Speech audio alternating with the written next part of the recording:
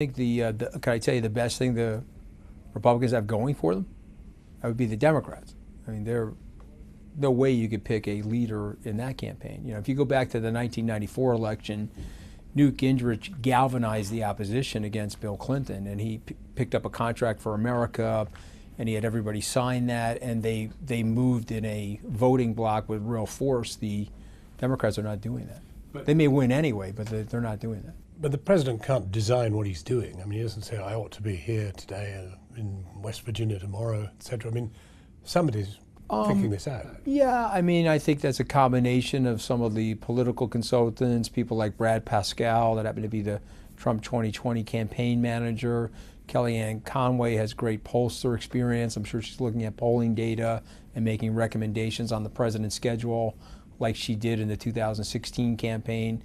But don't underestimate his instincts, and don't underestimate the force of his personality in terms of where he wants to go and what he wants to say when he gets there. Well, he's certainly flaunting the strength of his personality, but surely this is possibly one of the most beneficial moments anybody could run for an election, and that's full employment and a booming economy. Doesn't seem to talk about that at all. He wants to talk about immigration.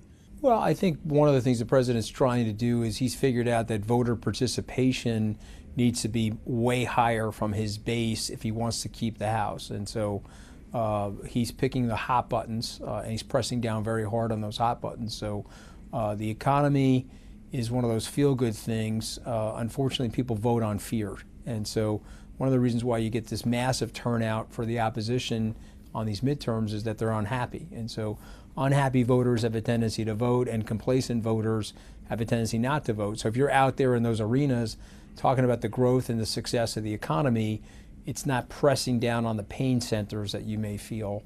And immigration is certainly one of those pain centers for that base of people. But some of his language has been pretty extreme, isn't it, on immigration? For a president, it's been pretty extreme, but for Mr. Trump and President Trump, it's probably inside the bell curve of what he's been saying over the last 30 months. It's not really outside of that. I think what people have to recognize is the American people, a good 62.8 million of them, don't like the system. They don't like the establishment. They want a disruptive challenge to the establishment. And so the bellicosity of his rhetoric is a representation of that. It's almost like a metaphorical wrecking ball. So it's not really different from the campaign, frankly. But if you think that he's been pretty extreme on immigration, and that was your word, is he demeaning the office of president? Well, when I say that he's being extreme, is that he's putting that front and center. I don't think the policies. Some of the language is pretty extreme. I think the language is rough. There's no question about that. Listen. Probably one of the reasons why I didn't last is that my recommendation would be to have less rough language. I think the personality of the president and the fact that he was a television star prior to arriving in the presidency, the track record, the success he's had in these different categories, I think they speak well of him, and he could style himself differently. And I think he's got a 5 to 7 point headwind as a result of some of that negativity. So that's me. But you're asking me to explain it, or you're asking me to give you my opinion or my advice? No, you've answered it well. Yeah. I mean, you've told me. But the thing that strikes me is that not so long ago, he was a Democrat, and he was funding Hillary Clinton. Schumer. The journey that he's made to this really quite, well, you used the word extreme usage of language, is extraordinary.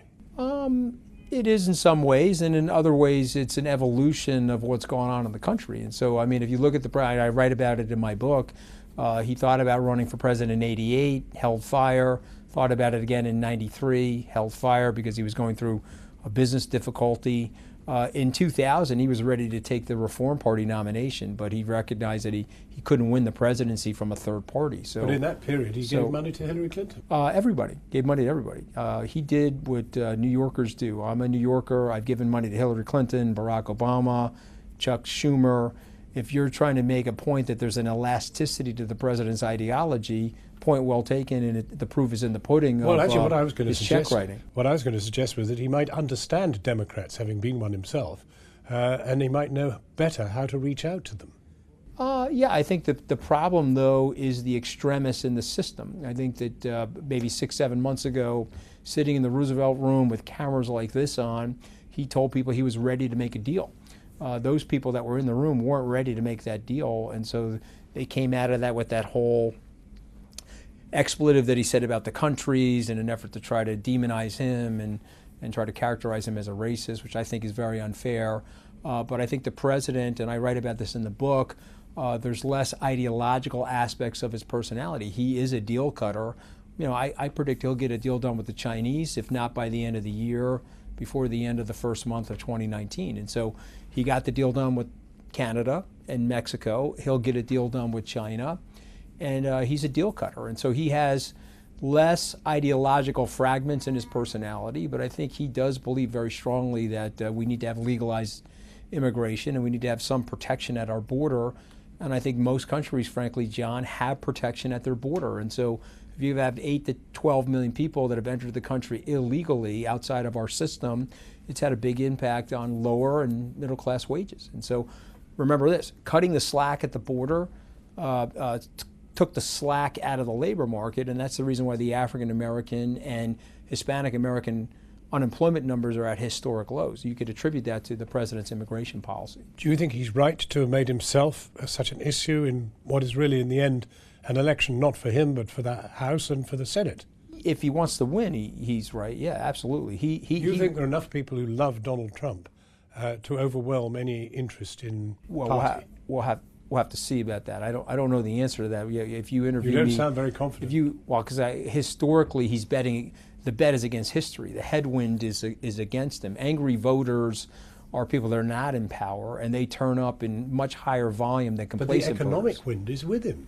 I mean, yeah, there he is presiding over. That creates. He didn't bring it about, but he is presiding over a very strong economy. Well, he did bring it about. I take a little bit of he issue inherited with that. a pretty good hand from Obama. He delayered the regulatory process, and he reformed the taxes, and he changed the dynamic at the bully pulpit in terms of the restoration of business confidence. You know, the reason why there was a ceiling on the growth in the economy was that the Obama administration, whether they were pro-business or not, we can debate that, but they were perceived by business leaders, large and small, as being anti-business. And so taking that regulator out of the equation, he definitely helped the economic growth. I mean, he popped the growth. You don't want to give him credit for that, that's okay. I'm a trained economist, I give him credit for that. I look at it for the objective way that I can look at it. But you're asking a number of different questions, so let me characterize them and answer them, okay, sequentially. Number one, if he wins the House, he will have cheated history. Obama, using his own words, President Obama's own words, was shellacked in 2010, lost 63 House seats. So if he wins, making it about himself was a good strategy because he's very well liked in those communities.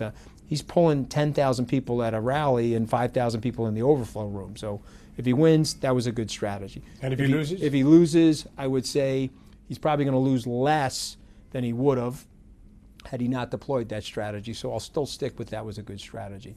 On the economy, not arguing the economy is because complacency and happiness doesn't turn out the vote. What turns out the vote is people are angry about something or they feel that something is unjust, and they'll show up at the polls and vote that. Is he a logical descendant of Lincoln, Eisenhower, Kennedy, Obama? Oh, you don't think he's a very stable genius, like a kind of very stable genius? You're the man who would know. No, listen, is he the logical descendant? I think that there was a corruptive force in the system over the last 35 years that led the system to Donald Trump. The same way your system in Great Britain led to a Brexit. I think there's a large group of people through the forces of globalization and through the forces of economic disruption that are very dissatisfied with their public officials. They feel that their public officials, there's been a vacuum of advocacy for these people, and I think he filled that void pretty well. Does he speak like Abraham Lincoln?